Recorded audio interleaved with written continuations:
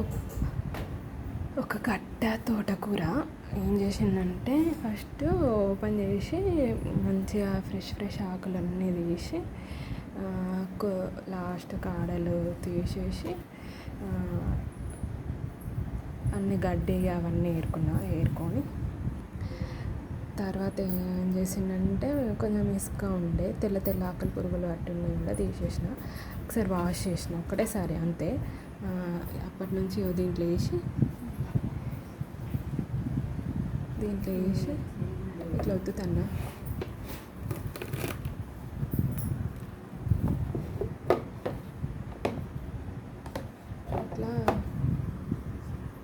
ఇట్లా పడుతున్నాయి. మళ్ళీ వండుకునేటప్పుడు అడుక్కున్నాడే, కొంచెం టైం పడుతుంది, ఆయాసం కూడా వస్తుంది.